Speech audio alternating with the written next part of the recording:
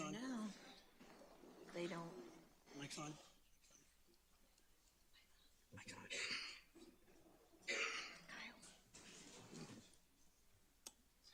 All right. Good evening, everybody, and welcome to the regularly scheduled Evans City Council meeting for Tuesday, May 19, 2026. My name is Mark Clark. I'm the mayor. I'm going to call the meeting to order. Please stand and join me in the Pledge of Allegiance. I pledge allegiance to the flag of the United States of America and to the republic for which it stands, one nation, under God, indivisible, with liberty and justice for all. Roll call, please. Mayor Clark. Here. Mayor Pro Tem Pletka. Here. Councilmember Johnson. Present. Councilmember Neal. Present. Councilmember Crabtree. Councilmember Delaney. Here. Councilmember Fair. All right, so I'm going to go and read the National Police Week proclamation, as that ties into the police department pinning and award ceremony. So I'm going to go ahead and read the proclamation, and then we'll go jump right into the oath of office and the awards and recognitions. So to recognize National Police Week 2026 and to honor the service and sacrifice of those law enforcement officers killed in the line of duty while protecting our communities and safeguarding our democracy. Whereas there are more than 800,000 law enforcement officers serving in communities across the United States, including the dedicated members of the Evans Police Department. Whereas since the first recorded death in 1786, there are currently more than 24,000 law enforcement officers in the United States that have made the ultimate sacrifice and been killed in the line of duty, including one member of the Evans Police Department. Whereas the name of these dedicated public servants are engraved in the wall of the National Law Enforcement Officers Memorial in Washington, D.C. Whereas 111 new names of fallen heroes from 2025 are being added to the National Law Enforcement Officers Memorial this spring. Whereas the service and sacrifice of all officers killed in the line of duty will be honored during the National Law Enforcement Officers Memorial Fund 38th Candlelight Vigil on the evening of May 13, 2026. Whereas the Candlelight Vigil is part of the National Police Week, which will be observed this year, May 11th through the 16th.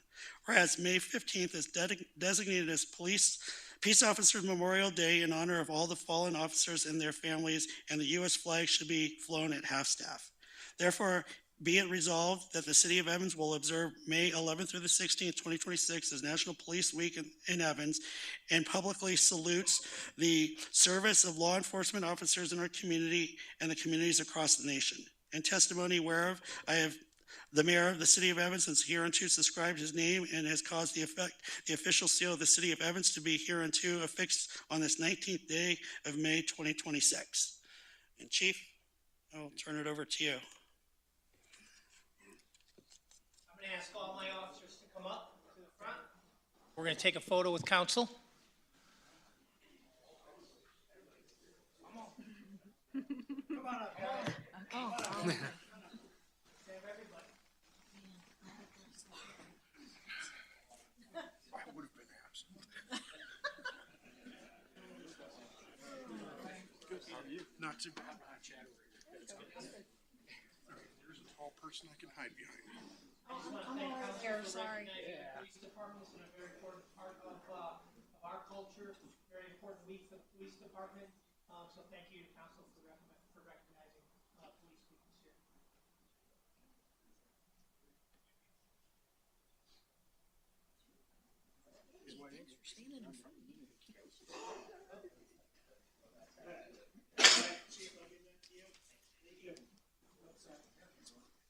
Thank you.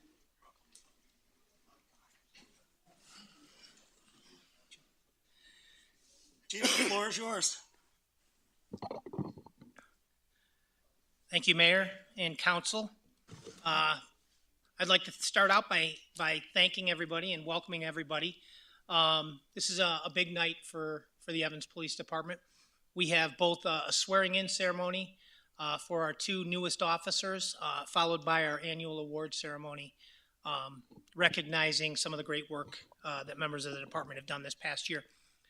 Tonight we gather not simply for ceremony, but to recognize a profound commitment to public service And I want to thank everyone for joining us as we honor and welcome our newest members of the Evans Police Department. I'm going to ask Officer Hayden Vergara and Jonathan Ortega to please come up front.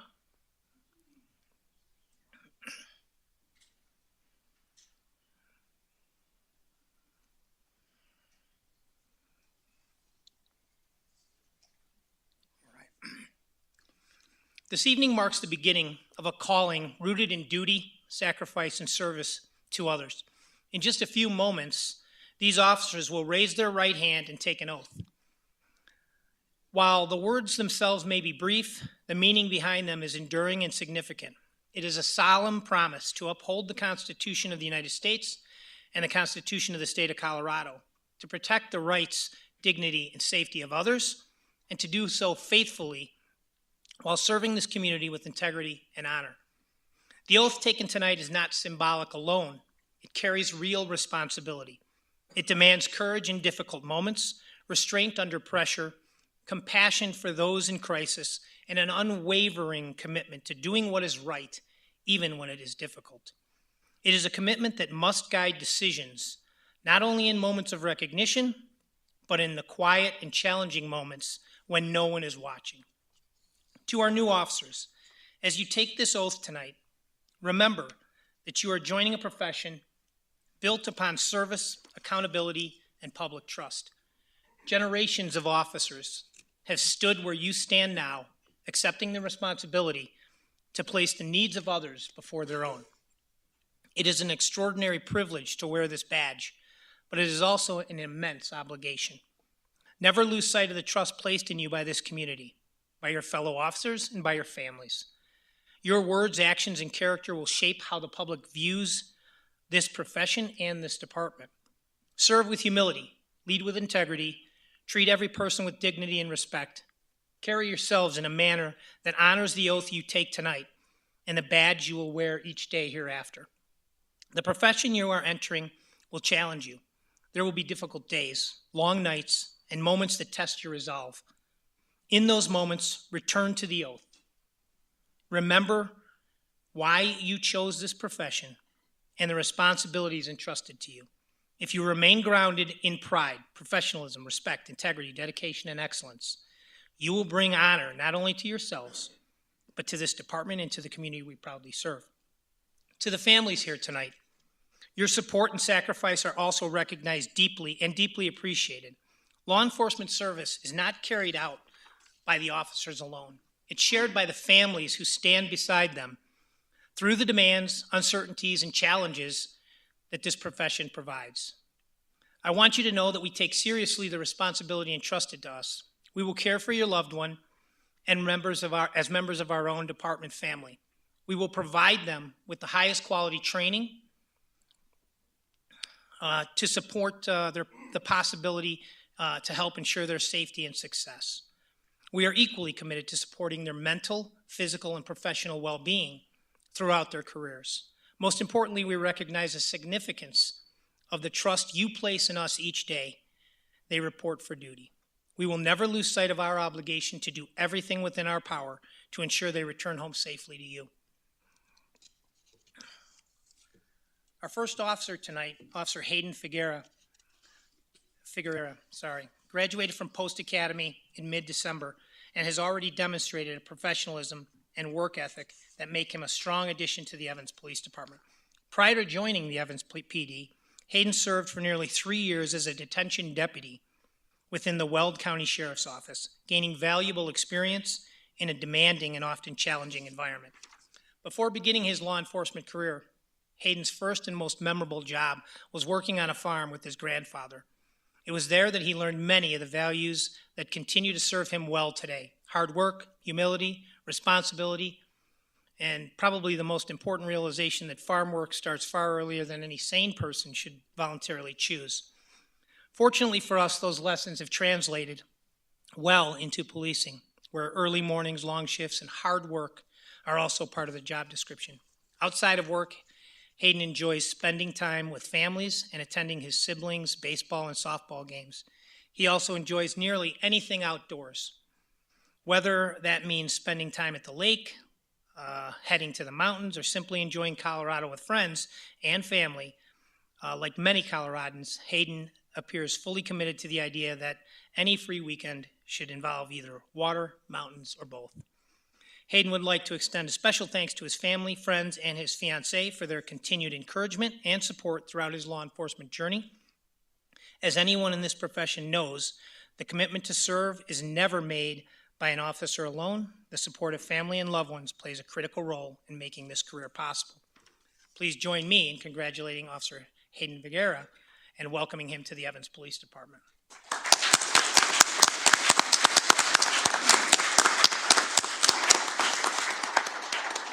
Our second officer taking this oath tonight is Officer Jonathan Ortega. Officer Ortega was born and raised in Aurora, Colorado, where he developed a strong work ethic, deep sense of responsibility, and values centered around family and service. Growing up in a close and supportive family, Jonathan credits his parents, siblings, and nephew as continued sources of motivation, encouragement, and perspective throughout his life and career. Outside of law enforcement, Jonathan enjoys staying active and spending time outdoors. He particularly enjoys hiking and snowboarding, both of which help maintain balance, discipline, and perspective away from the demands of the profession. Like many Coloradans, he firmly believes that there is snow in the mountains, probably worth driving to. Jonathan pursues technical education in automated refinishing while also completing coursework through the Community College of Aurora. He remains committed to continued education, professional growth, and lifelong learning throughout his career in public service. Prior to joining the Evans Police Department, Jonathan serves as a detention deputy with Weld County, with the Weld County Sheriff's Office, where he gained valuable experience working in a challenging and fast-paced environment. In addition to his law enforcement service, Jonathan has proudly served for 8 years in the Colorado Army National Guard and currently holds the rank of sergeant. Throughout his military career, Jonathan has earned multiple awards recognizing his professionalism, dedication, and exemplary performance, including Army Commendation Medal with Combat Distinguishing Device and a Good Conduct Medal. These accomplishments reflect both his commitment to service and his ability to perform under demanding conditions. Jonathan is proud to continue serving the residents of Evans, Colorado, and remains committed to protecting and supporting the community with professionalism, respect, integrity, dedication, and excellence. Please join me in congratulating Jonathan Ortega and welcoming him to the Evans Police Department.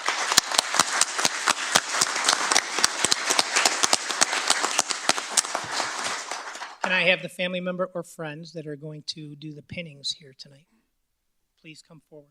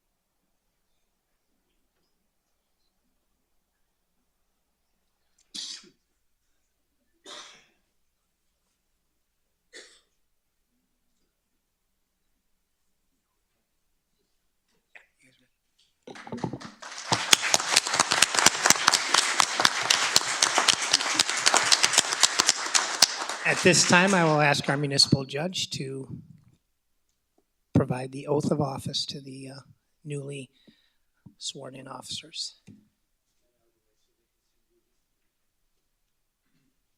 your right hand. I state your name. I, Hayden Figueroa, I, Jonathan Ortega, Do solemnly swear that, do solemnly swear that, on my honor, on my honor, I will never betray my badge, I will never betray my badge, my integrity, my integrity, my character, my character, or the public trust. or the public trust. I will always have the courage I will always have the courage to hold myself and others accountable for our actions. to hold myself and others accountable for our actions. I will always uphold the Constitution of the United States, I will always uphold the Constitution of the United States, the Constitution of the State of Colorado, the Constitution of the State of Colorado, the Home Rule Charter, and the ordinances of the City of Evans, Colorado, the Home Rule Charter, the City of Evans, Colorado, and faithfully perform the duties Yes, sir. Of the agency, yes, sir. Congratulations.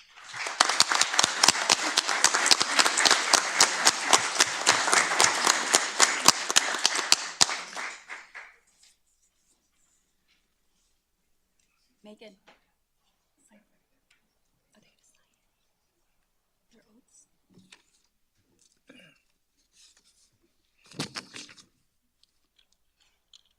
Welcoming new officers is always a great evening, right? It's a great evening for the officers, it's a great evening for family. Tonight, we get a special treat in that we're also going to conduct our 2025 annual award ceremony. And this is a great opportunity because it's awesome to listen to and to recognize some of the great work the officers do throughout the year. It's truly a privilege to welcome you guys tonight as we go through this award ceremony and we gather to recognize the outstanding men and women who exemplify our department's values. And I've mentioned it a couple times tonight: pride, professionalism, respect, integrity, dedication, and excellence in the service to this department and to our community. Tonight is an opportunity to celebrate individuals who consistently go above and beyond, often without recognition, without fanfare, and usually operate on less sleep and coffee than any medical professional would probably recommend.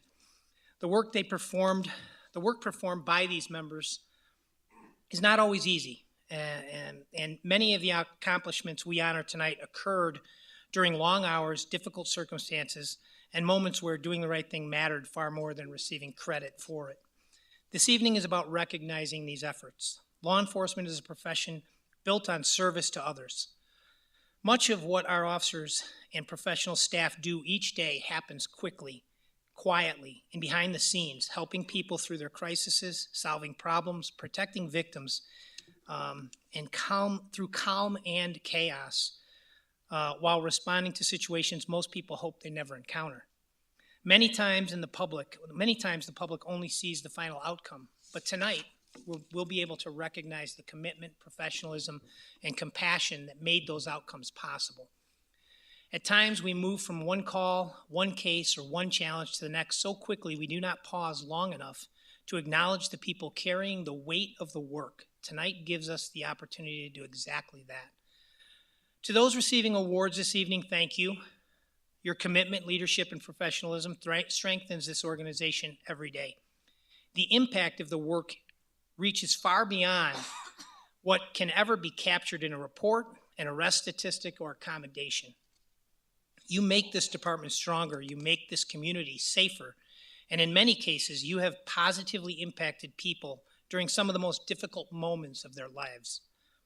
To the families, friends, and supporters here tonight, thank you. Anyone who works in public safety understands that these accomplishments are never achieved alone. Behind every successful officer and employee is usually a family member who has adapted to late nights, missed holidays, interrupted dinners, canceled plans, and hearing the phrase, "I'll just be a little late," knowing full well that could mean several more hours.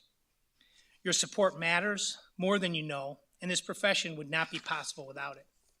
Most importantly tonight should be enjoyable. This celebration of service, teamwork, sacrifice, and accomplishment.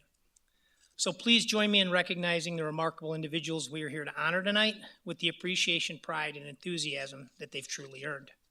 The first award of the night will be the Chief Citation Award. I'd like Officers Justin Bull, Wyatt Yarmer, Luis Garcia, and Brennan Nolte to please come forward.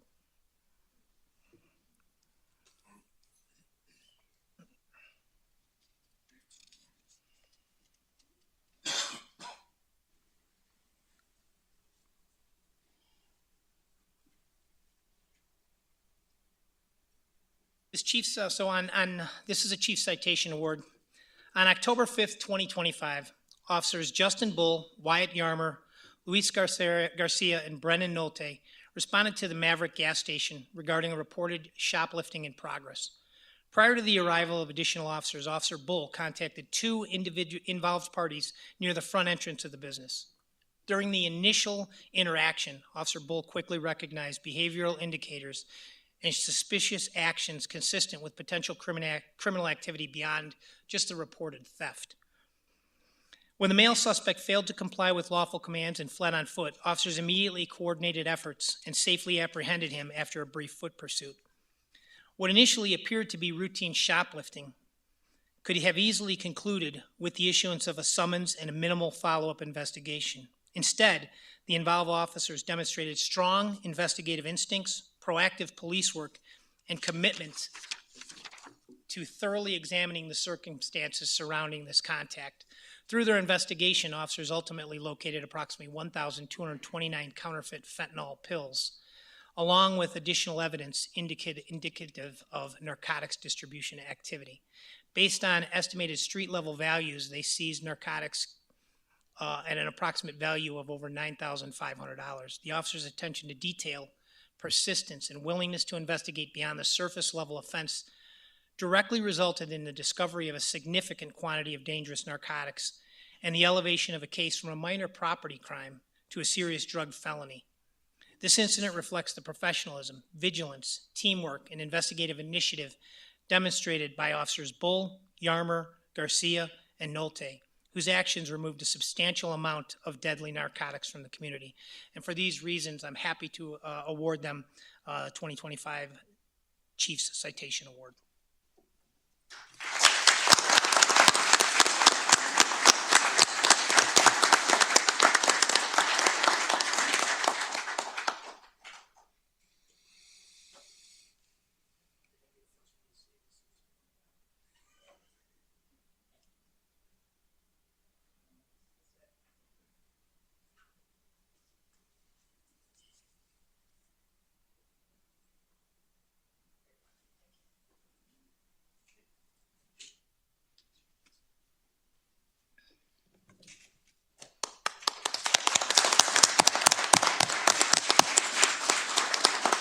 The second award of the evening is also a Chief Citation Award. At this time, I would like Officer Curran to please come forward, along with Officers Ryan Sena, Justin Barleen, and Joe Kaufman.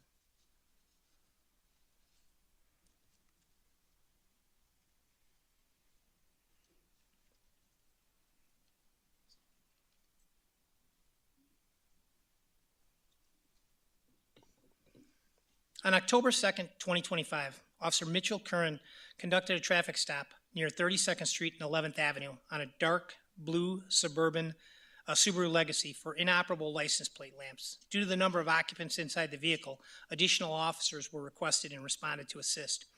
During the contact, Officer Ryan Sena, Justin Barleen, Joe Kaufman, and Officer Curran were able to determine that none of the vehicle's 4 occupants possessed a valid driver's license and that the vehicle itself was uninsured.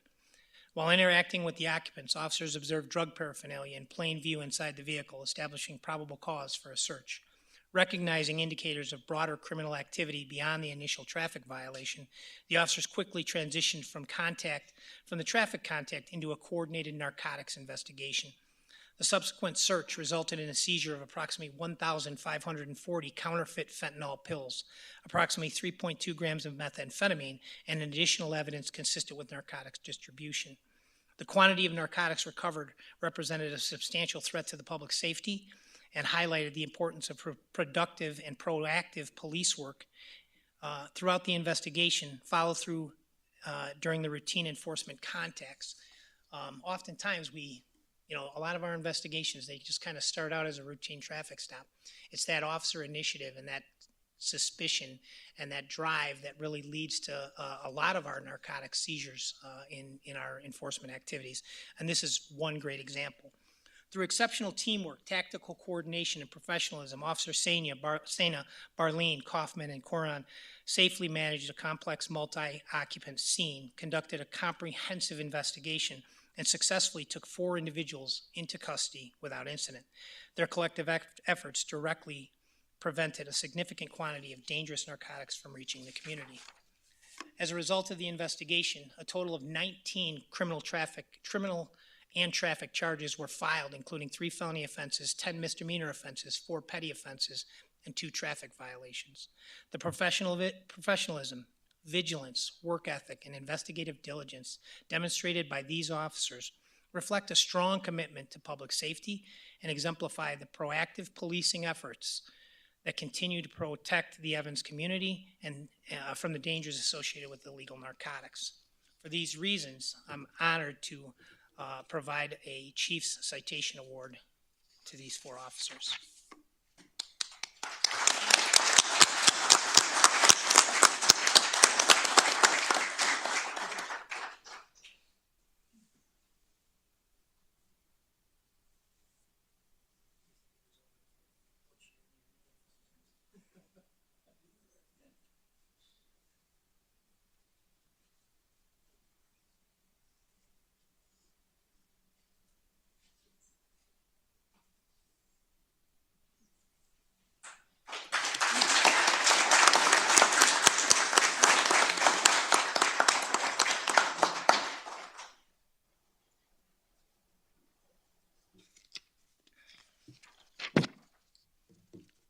Our next award is a life-saving award. At this time, I would like Weld County Sheriff Deputies Brian Hammond and Oliver Klinke. Did I get that right? Please come on up front. And Officer Brennan Nolte from the Evans Police Department.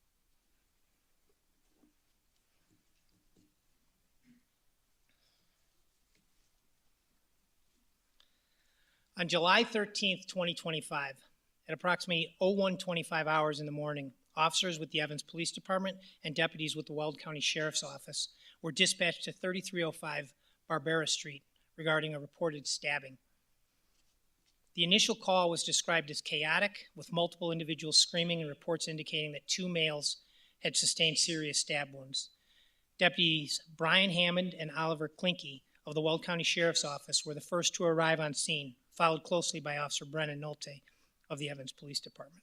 Upon entering the residence, they encountered two male victims suffering multiple stab wounds and severe blood loss. Faced with rapidly deteriorating medical conditions, the responding officers and deputies immediately transitioned from scene assessment to life-saving intervention. Without hesitation, deputies Hammond and Klinke began rendering emergency medical aid under extremely stressful and rapidly evolving circumstances. Tourniquets were applied to the victims' injuries in an effort to control massive hemorrhaging, including one tourniquet to the left arm of the first victim and two additional tourniquets to the thigh of the second victim. Their swift and decisive action significantly slowed blood loss and helped stabilize both individuals. During treatment, Deputy Hammond identified an additional stab wound to the chest of one of the victims and immediately attempted to apply a chest seal. When the initial seal failed to adhere due to heavy blood saturation, Deputy Hammond quickly reassessed the situation, cleaned the wound area, and successfully applied a second chest seal, effectively stabilizing the injury and improving the victim's chance of survival. Officer Nolte conducted a rapid reassessment of one of the victims and immediately recognized that the initially applied tourniquet was not effectively controlling the hemorrhaging, and it was observed to be continuing heavy blood flow from the wound. Demonstrating exceptional composure, medical proficiency, and decisiveness under pressure, Officer Nolte applied a second tourniquet, utilized gauze and direct pressure techniques, and continued life-saving care until emergency medical personnel arrived on scene. He then assisted with treatment of the second victim by maintaining direct pressure to severe leg wounds, further reducing blood loss during the critical moments before EMS transport. Both victims were transported to local hospitals, where they underwent emergency surgical intervention. Attending medical personnel later confirmed that the immediate, coordinated, and professional actions of Deputies Hammond and Klinke, along with Officer Nolte, were directly responsible for the saving of the victims' lives. Their ability to rapidly assess traumatic injuries, effectively apply multiple tourniquets, successfully utilize a chest seal, and maintain hemorrhaging control provided the critical time necessary for surgeons to intervene. The actions displayed that night exemplify the highest standards of law enforcement service. Deputies Hammond and Klinke, along with Officers Nolte, demonstrated extraordinary courage, composure under pressure, exceptional teamwork, and an unwavering commitment to preserving human life in the face of life-threatening circumstances. Their exceptional professionalism, tactical skill, and decisive life-saving actions reflect the highest standards of public service and bring credit upon themselves and their respective agencies and the law enforcement profession as a whole. In recognition of their professionalism, quick thinking, courage, and exceptional life-saving efforts, Deputies Brian Hammond and Oliver Klinke of Weld County Sheriff's Office and Officer Brennan Nolte of the Evans Police Department are hereby awarded the Evans Police Department's Life-Saving Award.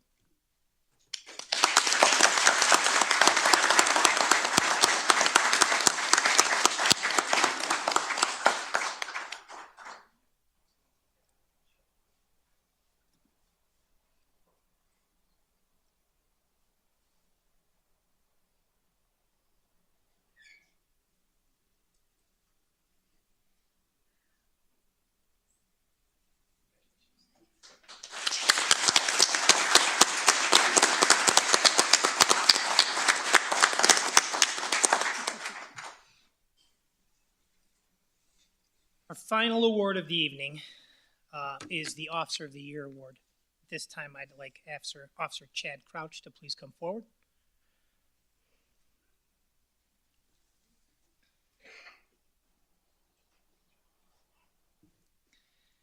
This year's Officer of the Year Award recipient exemplifies the very highest standard of professionalism, leadership, dedication, and service to both the Evans Police Department and the community.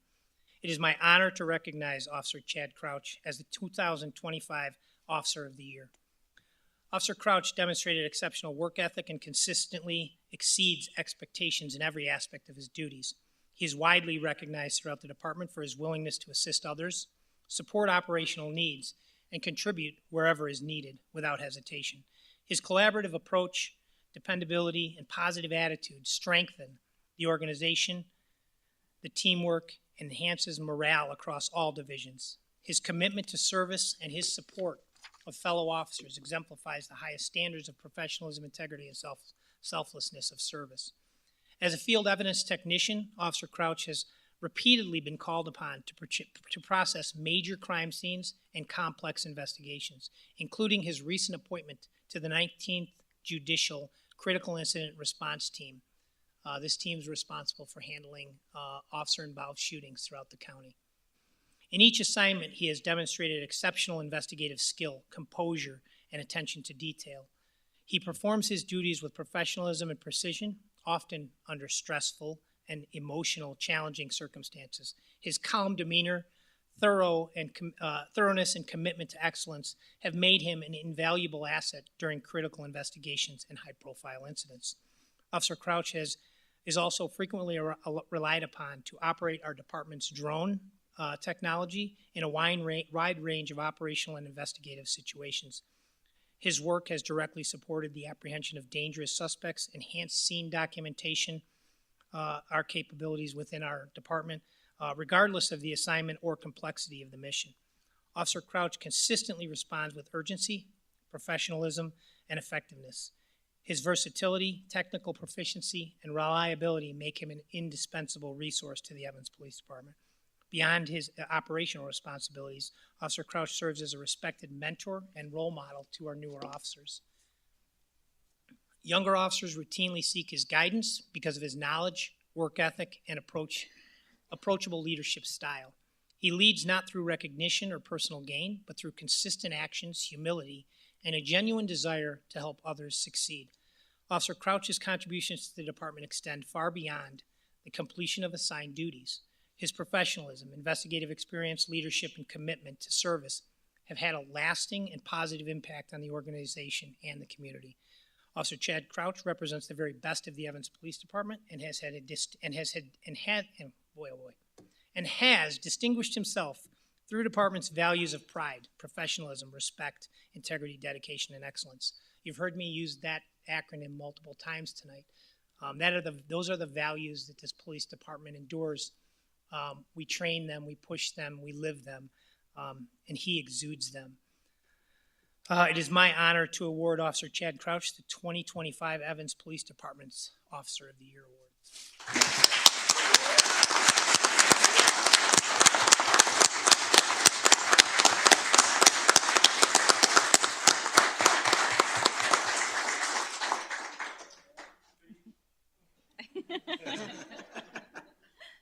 So I would like to I'd really like to thank the families and friends.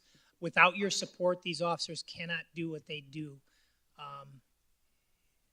All day, every day, they live chaos in their daily lives within the police department. And you are the stability and the rocks that keep them normalized, healthy, happy, and coming back for more. So again, I appreciate the families, and I can't thank you enough. Thank you for coming tonight.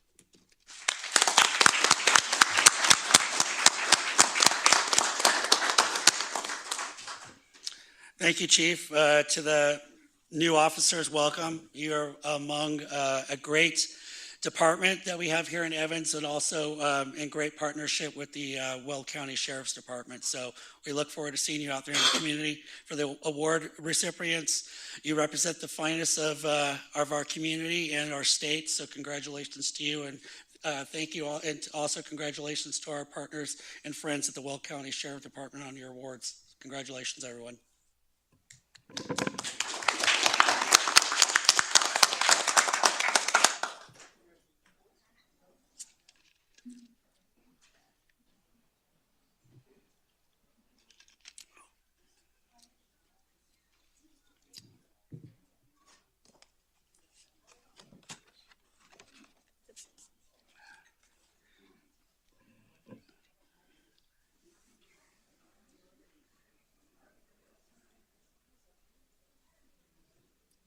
All right, moving on. Our next is for the May 2026 Yard of the Month. That is for Charles Bode at 3424 Harbor Lane in Evans. I know that individual is not here to receive the award, so we'll make sure that he gets his certificate and his award for that. So congratulations to them.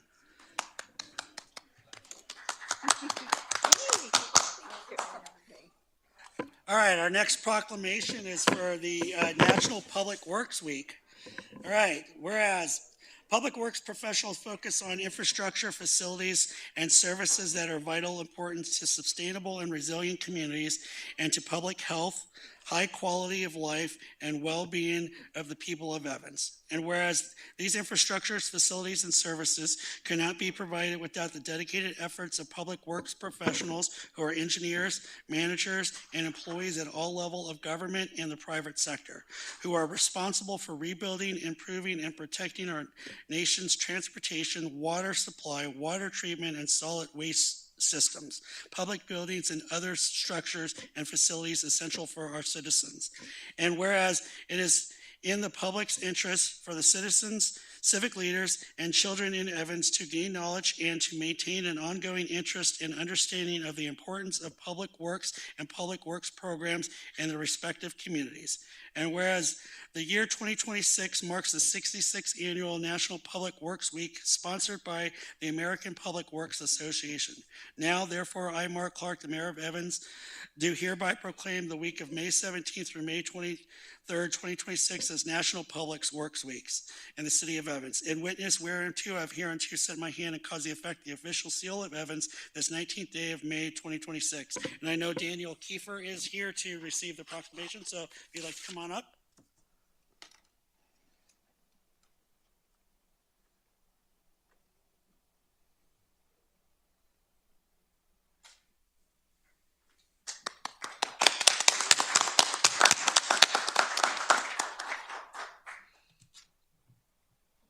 I was gonna move. I was like, right in the center.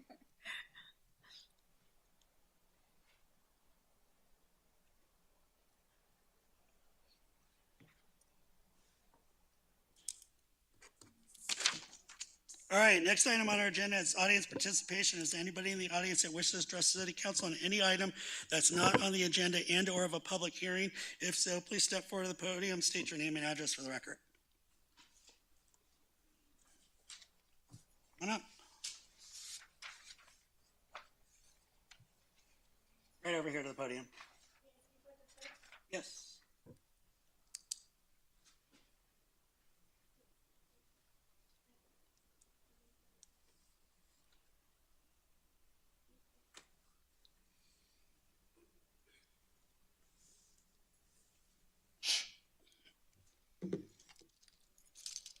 Hello. Hello. I would like to protect myself, which is why I would not like to disclose the record, for the record, my name or my address. But the officers tonight were a tough act to follow. And I'm a resident of Evans off of County Road 394. Do you all know what's going on there? Yes. I have one head nod, two head nod. Do all of you know what's going on there? 3. Okay, so 3 out of 6 of you know what's going on there. The road is closed, and those fine gentlemen out there that just got awards responded to a 911 call on the 16600 block of County Road 394. I have complained directly to the city of Evans about the pothole where the road is closed for over 3 years. I have pictures and I have proof. And The last time we complained through Facebook. The pothole was then filled in with asphalt. That convergence right there is an easement. That means that the water that farmer needs has a right to pull water. The road has been collapsing before. The culvert is not the issue. The road has been collapsing. It is collapsing. The whole road is collapsing on 394. There is a defining line where you know where the county owns the road and where the city of Evans owns the road. You have been the stewards of this road since at least 2001 or 2002. That means that you have seen this road go through a 1,000-year flood in 2013. When I called with concerns due to this one pothole that took out the road, I called with deep concerns because someone was going to hit that pothole one day and the ground was going to drop out from underneath them. And those water rights were established in 1870. It is the second oldest ditch on the South Platte River. Those water rights have been there a long time. And the fact that you are not working with the community to fix it, the fact and the decision that you are choosing to sue these neighbors who have the right, not just the right to transit, because right now you are obstructing my right to egress, especially when I have 13 cops called down the road and they have to use drone footage to find that fugitive that night. My right to egress or ingress has been compromised. And I would really like for you all to not sue, but to work. Work with the people that want to fix this road, that care about this road. Me and Leon, he is an old director of engineering in the city of Evans. We used to do great work together. But when he left, there was no one I could talk to. And Leon knew about this before he left. And so the fact that you are denying that you have neglected this road is wrong, because you have neglected 394 where you own it. Have you been out there? Have you driven that road? Have you seen what Chevron, what the asphalt company, what the sandbox company has done?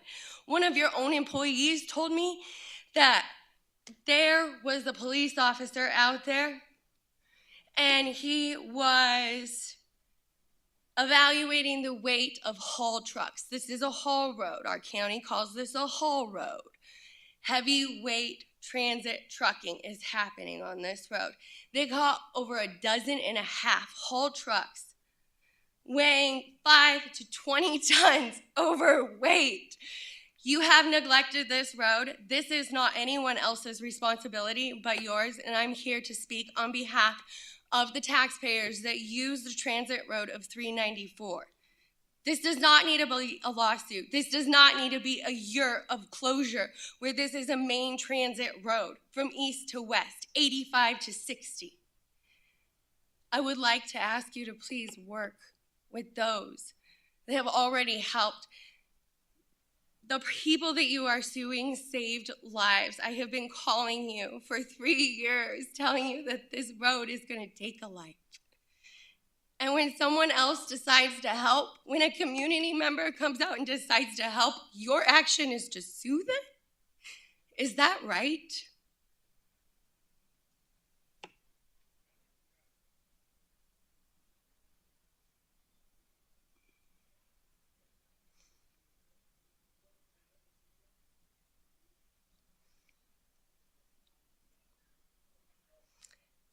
You're picking the wrong fight. The farmer that you're suing is a vegetable farmer. He grows food. Onions, cabbage, sweet corn. He used the culvert to save his crop that cost $3,000 for 3 acres of seed. The man who put the plate down was saving lives that day, because I had called you many times and let you know that puncture in the culvert, or no, actually, you know what? It wasn't even the culvert. It's the road, because the culvert sits 4 feet underneath the asphalt road. This is an easement. Do we all know what that means?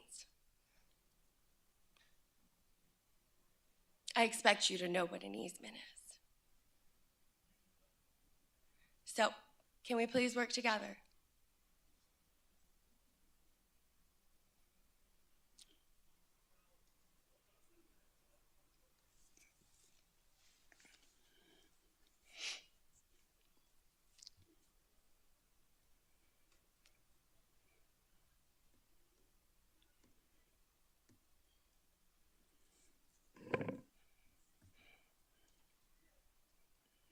Thank you. Do you go ahead. Sorry, I'm just gonna talk. I appreciate you coming here. There's a lot of information here, and we'll have discussions definitely in regards to what's occurring. Definitely to fill in gaps of just to ensure that we can understand the gravity of what's happening. I strongly suggest each one of you drive the disintegrating road that Evans is a steward and responsible for on 394. It is completely collapsing. You can blame this one culvert on someone else, but the whole road is degrading. And I do want to ask you, if you cannot be good stewards of my road, then would you please relinquish the road back to Weld County?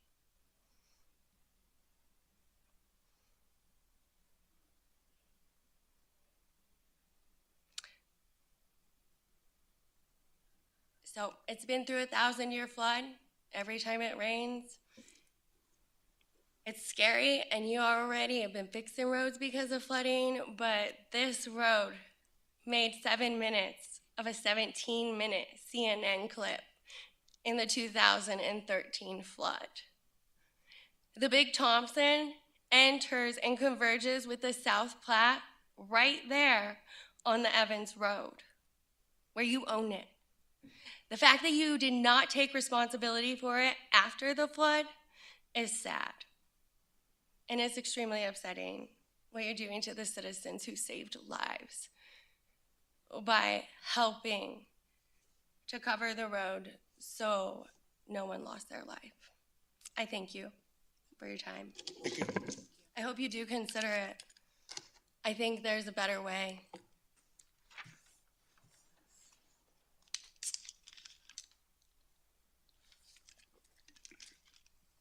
All right, approval of the agenda. Madam Clerk, any changes to the agenda? No, Mayor. I would entertain a motion.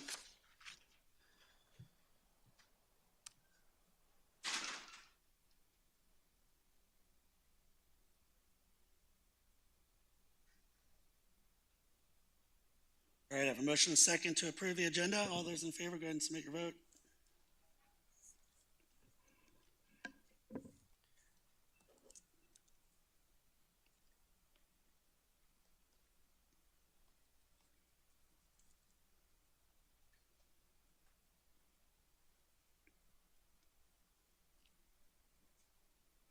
All right, and that motion carries 6-0. All right, consent agenda. Anything that anybody needs to discuss on the consent agenda? If not, I'd entertain a motion. Oh, I do. Wait, I'm sorry. It didn't, for the request to speak, Uh-huh. it just moved on. It didn't allow it. Okay, what did you want to talk I about? just wanted to say I'm excited on the consent agenda that we have the Gateway. We're approving that. That's going through. It's been something that we wanted in that area, just to definitely designate the coming into our city. Mark, Mayor, it appears that staff has had to do some additional work with CDOT to get this approved to be placed there. And I'd like to thank the staff for doing that. It certainly wouldn't look very well and represent the city at the location that the CDOT representative wanted it. Awesome, thank you. All right, there are no other comments. I'd entertain a motion. All right, I have a motion and second to approve the consent agenda. Let's make your votes. And that motion carries 6-0. All right, next item on our agenda, new business number 9A, consideration of ordinance number 861-26, amending Title 5 of the Evans Municipal Code, requiring permits for garage sales. We'll turn it over to staff. Good evening, Mayor and Council. Curtis Cunningham, Assistant to the City Manager. This item is brought based off of council discussion from the May 5th, 2026 council discussion where they expressed interest in reinstating permitting requirements for garage sales in the city of Evans. Following that, staff researched and saw that city prior permitting requirements and found that the requirement was removed from the Evans Municipal Code with ordinance number 452-08 on September 2nd, 2008. At this time, staff identified two primary concerns regarding the permitting process. The issuing of permits generating no revenue for the city, yet cost the police department roughly 50 to 60 hours per year to complete all the paperwork. And two, there was little benefit to issuing permits for garage sales, and therefore any benefits are far outweighed by the detrimental costs and man hours to the city police department. During the 2008 discussion, council also emphasized the importance of enforcing the existing limits of 2 garage sales per year per residence in order to prevent ongoing retail activity from occurring within residential properties. This ordinance, 861-26, will reinstate the garage sale permit requirements that will provide a mechanism to track the number of garage sales occurring at each residence and assist enforcement personnel in verifying compliance with municipal code requirements. Outside of this, it would no longer be held in the police department. It would be under the city clerk's office at no charge to residents. Ordinance number 861-26 will also reinstate an inclement weather provision, establish potential violations for applicants who provide false information, and provides additional clarification regarding where garage sales signs may or may not be displayed. Previous garage sale requirements from ordinance number 311-75 were used on the basis for this proposed amendments with minor adjustments. And staff does recommend approval of ordinance 861-26. All right, thank you, Curtis. Any questions or comments of staff? I do.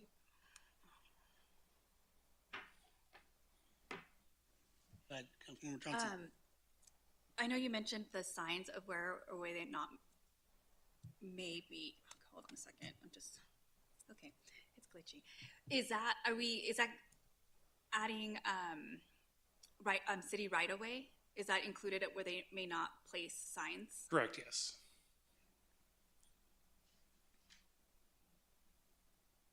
That's hard for me. The only reason why is because typically in city right-of-ways is where you can place signs for garage sales. And so where would a sign be allowable? So we do I've seen signs out there where they put them on like a post that they put themselves out there and then removed it following, but it has to be based on the new ordinance if approved under 300 feet from the actual garage sale itself.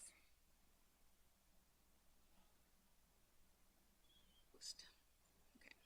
So then like lights and like light fixtures and stuff, that would be allowable? Kind of like a sale post, or when we say post? Well, once you bring yourself, like kind of like the little frames that you put out there with the garage sale, I've seen people do that within like 300 feet of the house itself and not on actual light posts, street lights, traffic signals, anything along those lines, because it does kind of make it more difficult to make turns and see down the road. That's my concern, is just indicating that it's, especially when it comes to garage sales, it's just hard, like right away. I mean, I think posts and all of that, yes, I agree with that, but just like, even if there's grass, patchy areas and corners, I don't see why that wouldn't be allowed, especially because there's no other way of really showcasing the fact that you have a garage sale unless you put a sign somewhere. Right, and I do know that there's methods and means on like Nextdoor, Facebook, other social media means that you can show where your garage sales are at as well. If people drive, but, just saying. Right, I get it. Just my thought. I don't know if others feel the same way. Get it? Yeah. Oh, okay. Mayor Pro Tem. So just to clarify, there are no fees to get a garage sale permit, correct? Correct, no fees, and that way we can track to make sure they're not holding more than 2 per year, and they're not selling items that they may have purchased just for the purpose of garage sales, holding their own business in their house. Okay, and just for clarification, I didn't even know until 2 weeks ago that you had to have a permit for a garage sale. I had never even heard of that. I'm sorry, just where I grew up, you didn't have to have them. So, are we going to be making sure that we let citizens know they have to have a permit? Yeah, we can let them know on social media, even other means that we can show that. Okay, and for me, the signs, I'll be honest with you, when I see them, they are on post or street signs, and I hate that. It's horrible because when they tear it off those posts, the tape is usually stuck there, part of the sign, and my personal just goes, you know. I agree with that, not on Just for posts. me, like, just, you know, there's other ways to advertise. I was thinking more grass, like patchy areas, like, you know, like sometimes at a corner you have like the little grass area where you can just put like a lawn sign of some sort. if it's someone's yard, that's where it could be a problem. Or if it's ours, I agree, it shouldn't be on city property. Yeah, but that's just me. So thank you for the clarification. Councilmember Delaney, you took a name off? Okay, great. I don't see any additional questions or comments, so I would entertain a motion. Thank you, Curtis.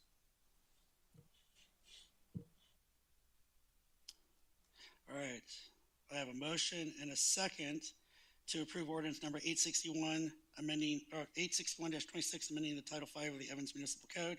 Go ahead and submit your votes.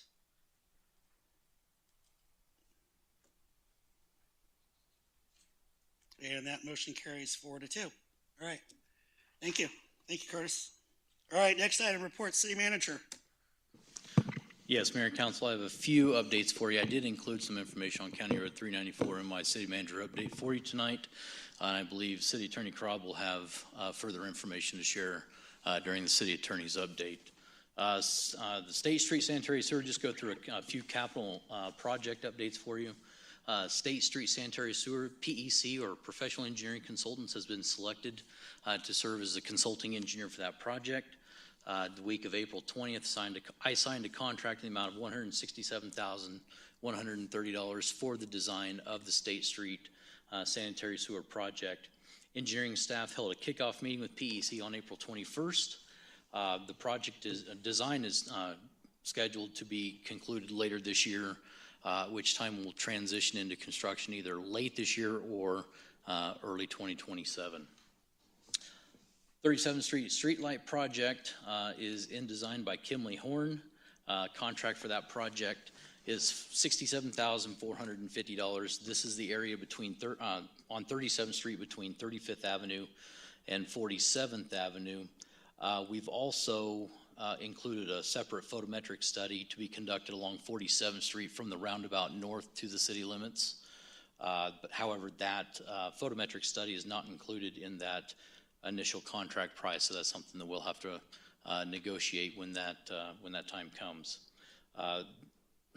30% design submittal will be completed by late May or early June 2026, so that design is moving along.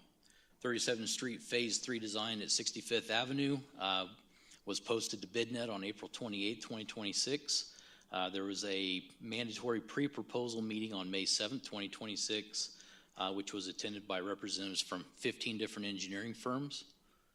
Project has a closing date of May 27th, at which time staff will go through and evaluate proposals submitted by the interested firms.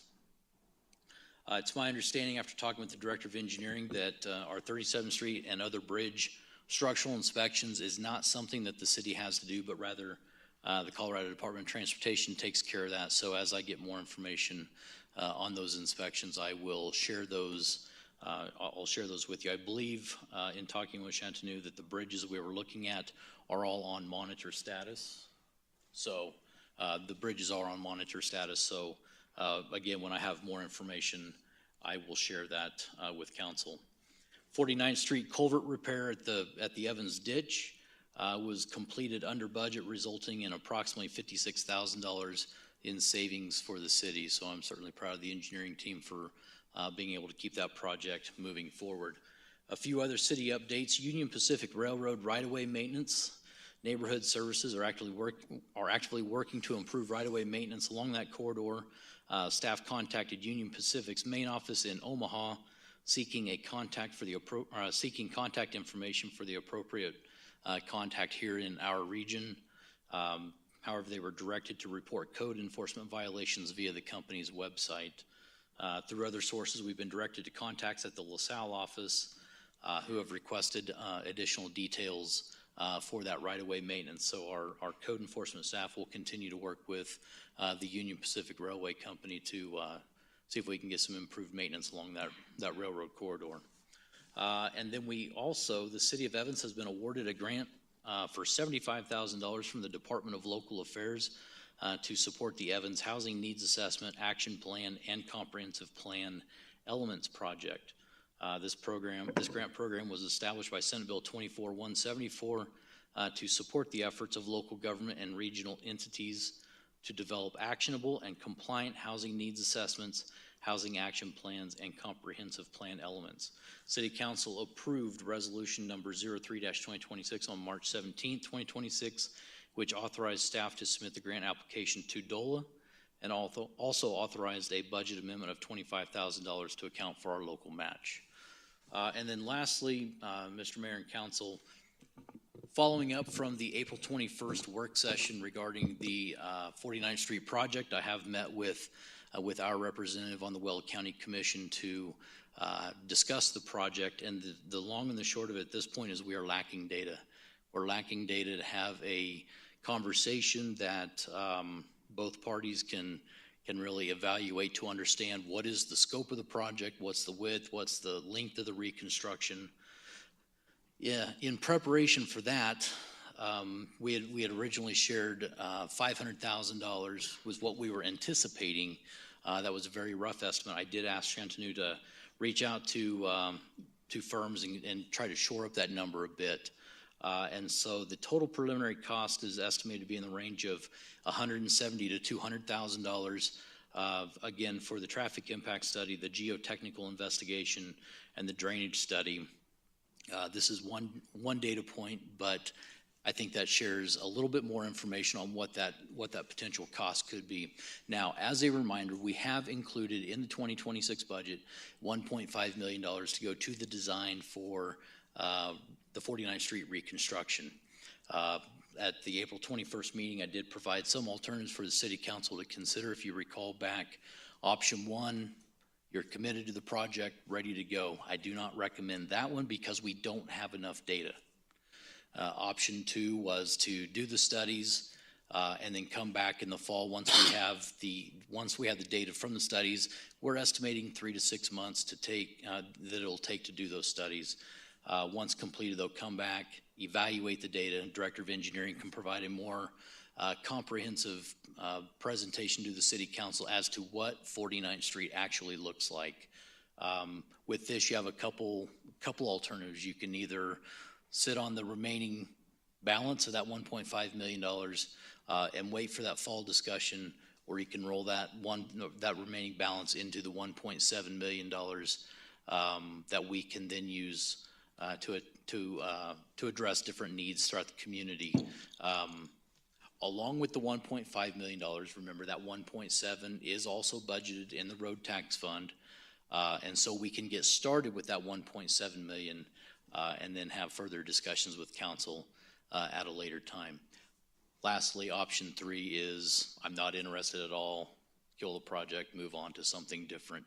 I do think that it is in the best interest of the council to consider option two, where you do the studies and you gather more information. That way you can make a decision based on data to provide staff with different direction if you'd wish at a later time. So, Mr. Mayor, Council, that is all I have for you tonight. Be happy to answer any questions. Thank you, Cody. I'm still in favor of option two with the do the study. We can't engage any possible partnerships with anybody or actually engage in what that road actually looks like without a comprehensive study. So I'm still in favor of doing the comprehensive study and leaving that money set aside just in case this majority of the council decides to move forward, and if they don't, well, then we can utilize that money somewhere else. I would remind the council that there are 5 commissioners that have to make the decision on whether or not to assist with this project. And we have been speaking to one of the youngest ones that is representing our area that may not be fully versed in how the county handles this.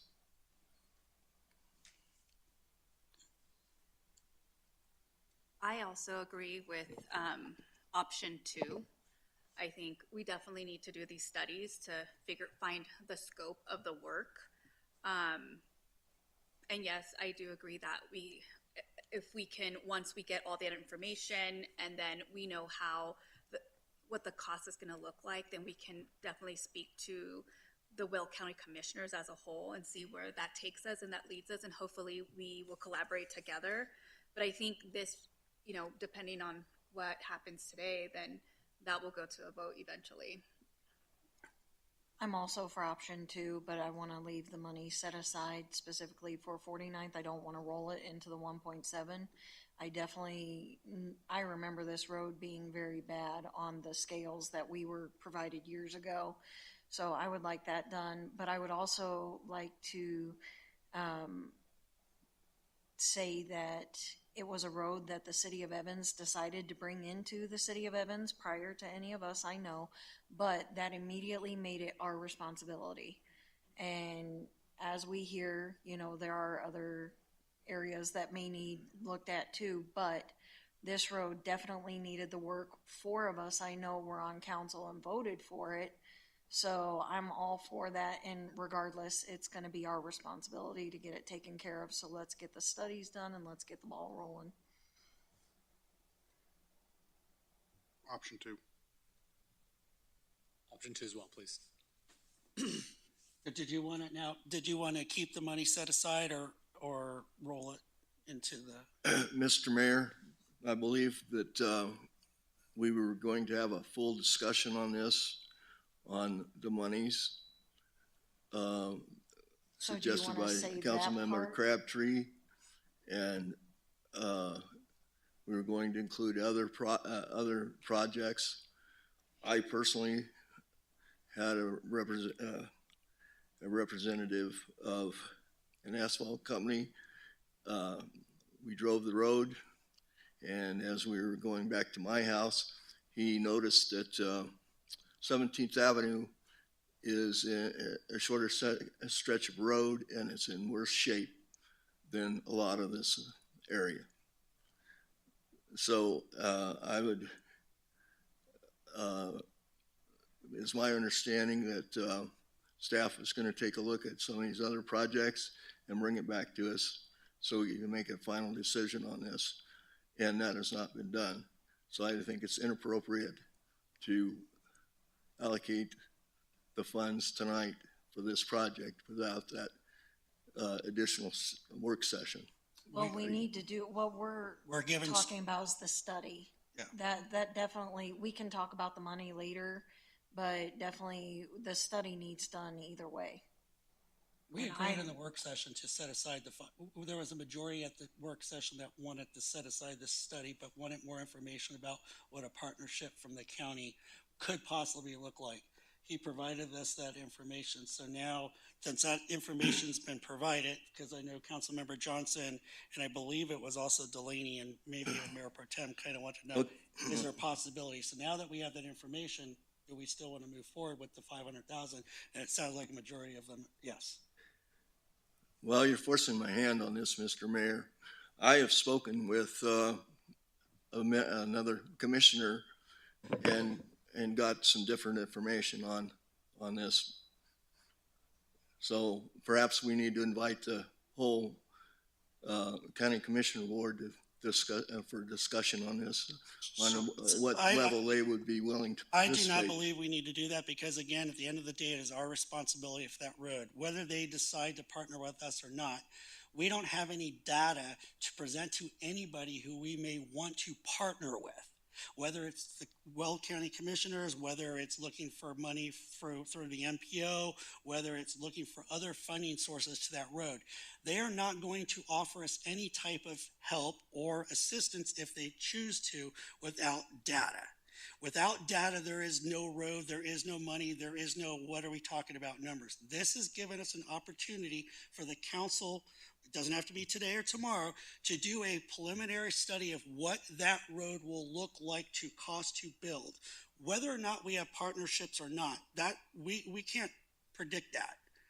This gives us an opportunity to at least go to people and say, right now, at today's dollars, this road is going to cost us X to fix. Are you interested in partnering with us? No. If they decide not to, then the council at that time will have a decision to make. Do we want to put this project on hold and look at other projects and put that money towards that? Or at least we have the numbers to at least know where we stand with that road and what it's going to cost to fix. We got to do a study one way or another. But this is not exactly a vote, it's just Right. stating that we're gonna add it to the next council meeting, whenever that is, whether the next one or the following one, and then at that point, it will go to a vote. It's just giving direction on what to do, This and is that, giving staff direction to spend the giving staff 500,000 for the study, because that was part of the work session discussion. There is no This vote. is just for the study. This is just for the study. And please, let me be very clear. I'm not suggesting that Weld County is committed to partnering with us. I want that to be very clear. This is a City of Evans Street. This is our responsibility. I cannot provide the council with good information or a good recommendation based on the data that we have at this point about the road. So there's the possibility, I want this to be very clear, there's the possibility that we go through this process, we do the study, which the studies are really just the first phase of the engineering process, right? If you guys were committed to this project 100% right now, and we signed a design engineering contract with any engineering firm, these three studies would be the very first thing they did, because that would be the basis of the design. That would dictate width, that would dictate length, that would dictate culvert size and location for drainage. So this is essentially just the first phase of that engineering process, if you will. But through this first phase of the engineering process, I can then provide you guys with more factual data. Shantanu and I can provide you with more factual data on what does this project look like. Because right now there's too many question marks for me to be able to tell you this is what you're looking at for a project. And the last thing as city manager that I want to do is tell you that I'm using, made up numbers, that this is a $5 million project when it turns out to be a $25 million project. And so I just want to be very clear with the council that these studies are the first part of the engineering process to give us the information we need to be able to start really focusing in on what this looks like. And once we have that data, then we can have a sit-down conversation with the commissioners, because Commissioner Neal, you're absolutely right. This is one commissioner.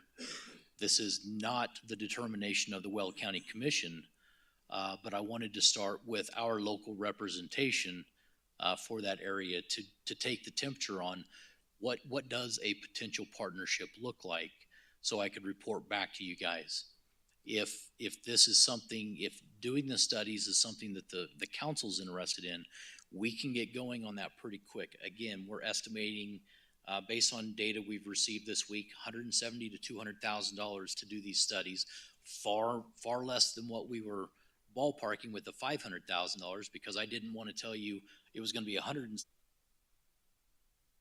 $500,000, right? And so I went high to begin with to give us a little bit of room. Now we've kind of narrowed that down to what it is that we're looking at. And so from a city manager seat, I like to give you guys factual data. The only way I can give you factual data is by doing the studies. Can I? Please, absolutely, yeah. The Absolutely. other thing that this study will do is it gives us the information to even make a decision. Yeah. And more than make a decision, if we make a decision, and either way, somebody who wants 49 fixed or somebody who doesn't want it fixed, if they come to me and say, why did you make that decision? If I made that decision based on nothing, I'm not gonna have anything to say to them. Right. If somebody comes to me and said, hey, why'd you fix 49th Street? And it was like, well, we found out it was only $5 million and we said, let's move ahead on that project, great. But if then somebody else, if we chose not to do it and somebody came and said, well, why didn't you do it? Well, it was a $30 million project.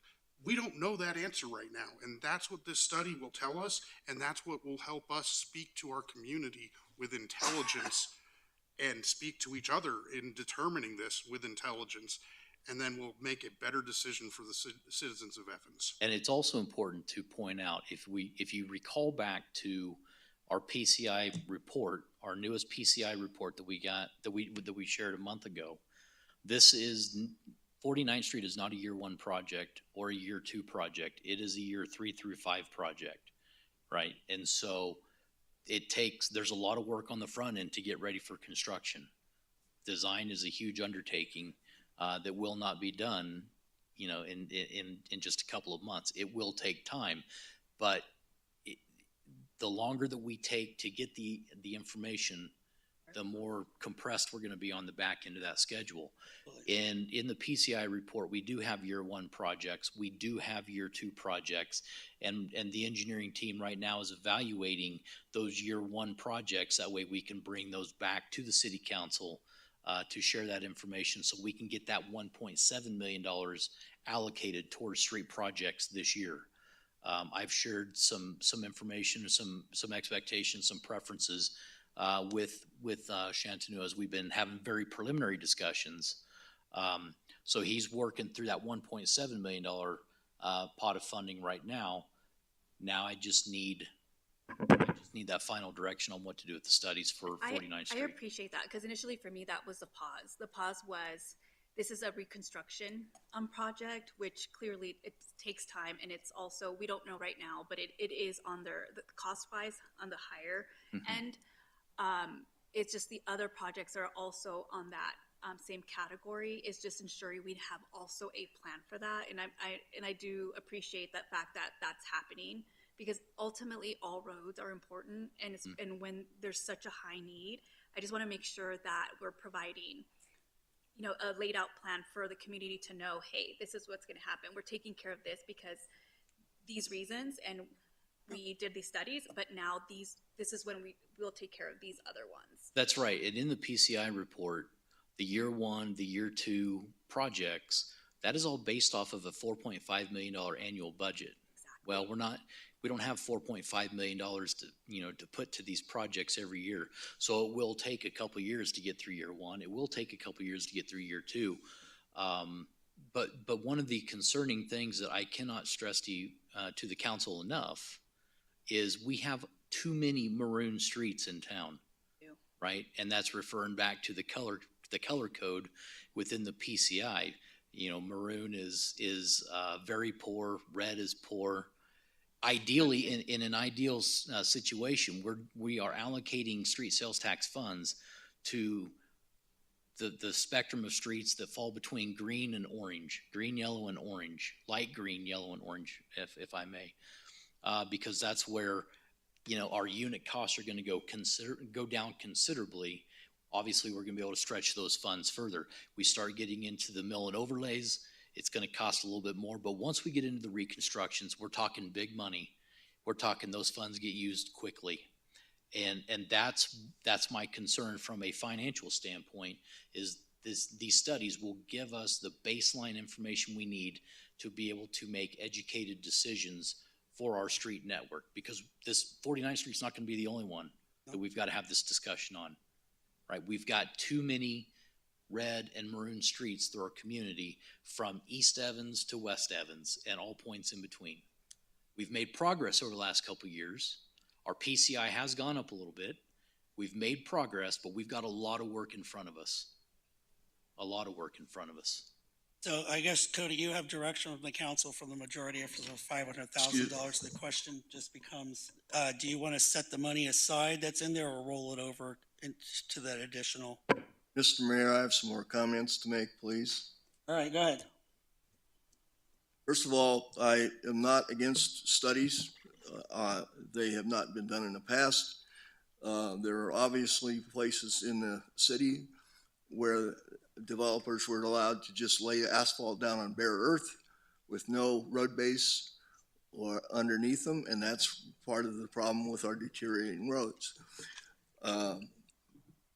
Obviously, this road was accepted, or our sections of this road were accepted by past city councils without knowing what was underneath it. We need to find out that where the utilities are and what the requirements are for drainage. That's a huge issue.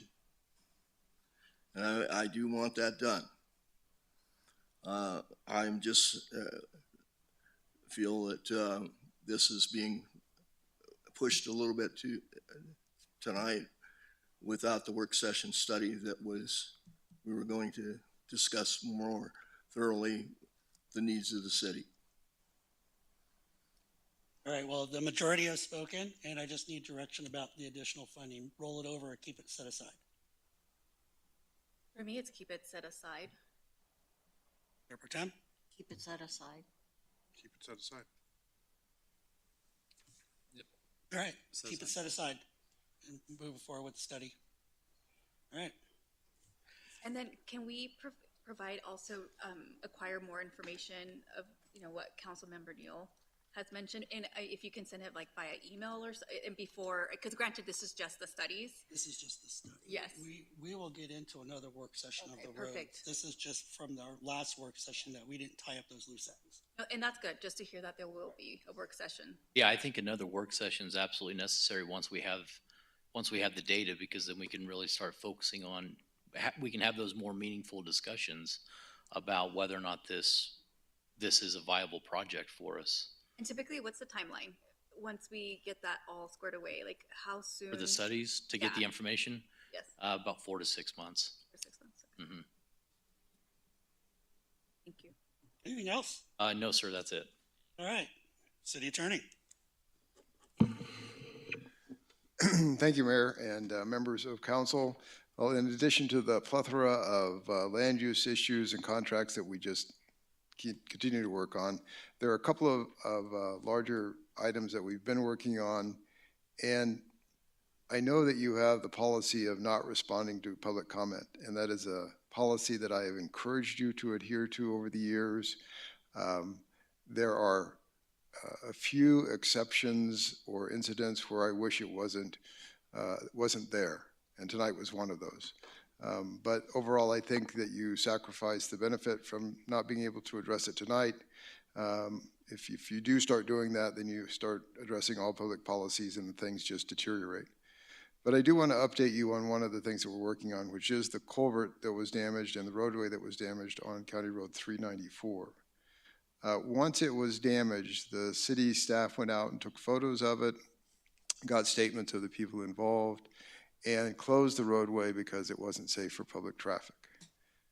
Since then, the staff has worked diligently to get a study done of what needs to be done to repair it, and to put a bid out to make those repairs. And I think that the engineering contract is probably going to get to me for review this week. So they are working on that. The attorney for the farmer contacted me by email and expressed concern that the water, I think it's the Godfrey Ditch, is the water right that they're talking about, and that he expressed concern that the Godfrey Ditch water would be allowed to continue to flow so that the farmer could irrigate his crops. And I recommended to city staff, and they've indicated that they understand that that water will need to continue to flow even during the engineering period and during the construction period, and they're going to provide for that in the bid documents. The farmer's attorney said that they would provide the anticipated dates of irrigation and the flow rates so that the city could facilitate those flows. And we haven't received those. I sent a follow-up email today saying, we're fine to facilitate the flow of the water. We don't want to interfere with that, but we need to know the irrigation dates and the flow rates. And we just haven't received anything there. So the process at this point is we're trying to gather all the facts of what happened. We're trying to get all the documents about whose responsibility, because it looks like the culvert may be the responsibility of one entity and the roadway may be the responsibility of another. So I sent a letter to all of the affected parties saying, look, there was obviously damage here. We're getting an estimate on the engineering cost, which will give us an estimate on the construction costs. And once we have that, then we need to get everybody around the table and all the documents there together and figure out who it is that needs to pay what share of the work that needs to be done. So that's where we are on that project. And as I say, I'm sorry that I couldn't share that information earlier, but I think your policy is still a sound one, and I'd recommend that you adhere to it. The other similar project that we're working on is 47th Avenue. We have got the interested parties in sort of communication with each other in the city, and we have most of the documents gathered together, and we're going to try and put together a proposal that is fair to everyone for the long-term maintenance, repair, and eventual pavement of 47th Avenue. That's County Road 33, is that correct? I believe that's correct. That's correct. So that work is in the process as well, and I'll be glad to answer any questions that the council may have. Thanks, Scott. All right, moving on. Please. All right. Ooh, council discussion. All right. So since Cody stole my thunder about the grant, thank you. I just want to give the council an update. I know I talked to a couple of you. We are in negotiation talks with our city attorney that we have offered the position to.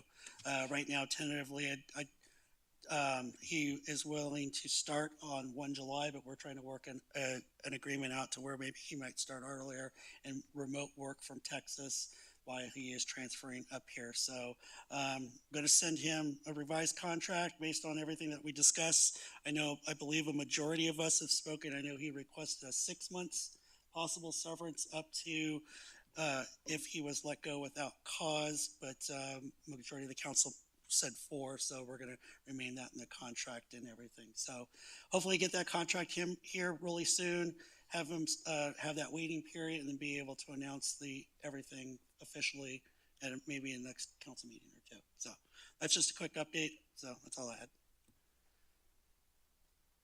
All right, I'm not seeing any more council discussion on there. So with that being said, all right, thanks everybody for attending. Meeting adjourned.